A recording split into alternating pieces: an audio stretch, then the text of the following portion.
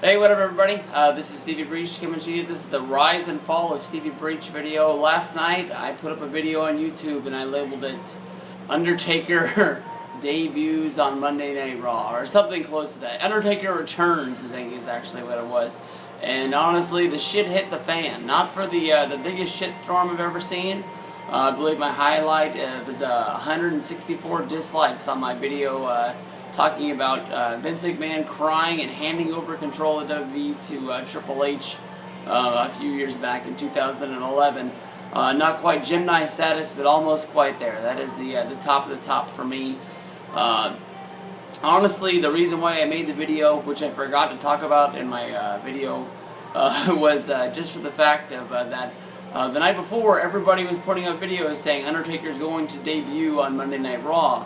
They had saw the pictures that were leaked at the hockey game of Undertaker hanging out with the mascot, and Undertaker hanging out with the two girls, and a few other shots here and there.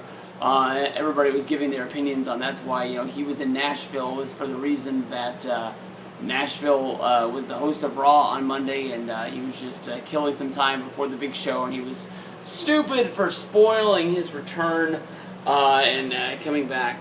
My point of my video that I wanted to make was it was pretty easy to see that he wasn't coming back, because I think most people out there are thinking that Undertaker is going to feud with CM Punk. It's not a lock. Some people out there think he's going to feud with The Rock. Some people think he's going to feud with Brock Lesnar. Everybody has the right to their own opinion. But basically, CM Punk is locked up in a huge feud with The Rock right now. It would make no sense for Undertaker to come out and call him out.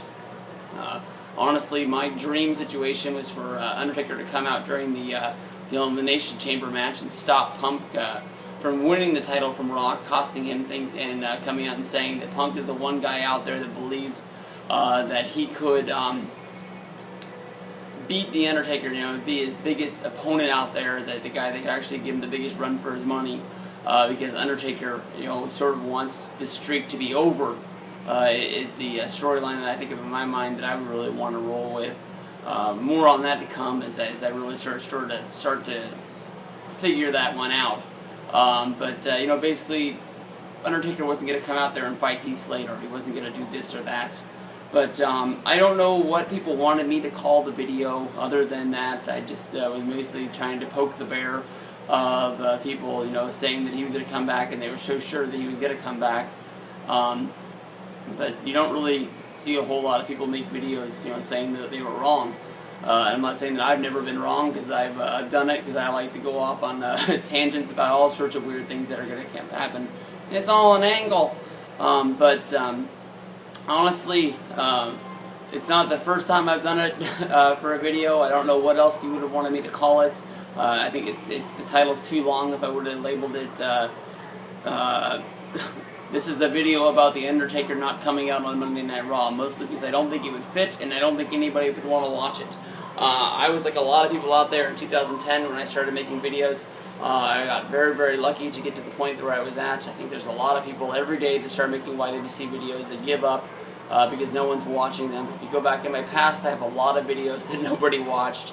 I remember the one that I put the most work into was a WrestleMania challenge from Freaking 88, a guy that would go on to become one of my best friends.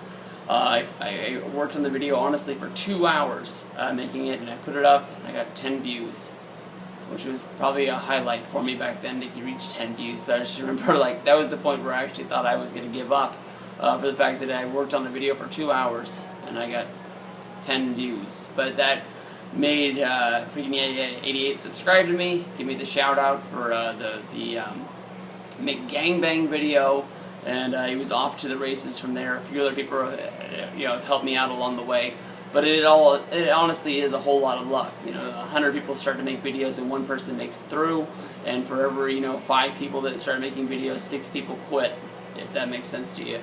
But basically in the YWC, everybody here does the same thing. I have no idea why I got the shitstorm for it. We all get our news from the same source, we all watch the same shows, and we all give our opinions and our reviews on it. I have no idea why people go off on other people when they don't like what other people are saying. It's all just wrestling in the end. Everything comes from one news source, maybe 2 sources, maybe 3 people at the most. You might go to different wrestling sites, but it all comes from the same spot. You ever notice that all of the news stories are put up, just after, the Observer's put up.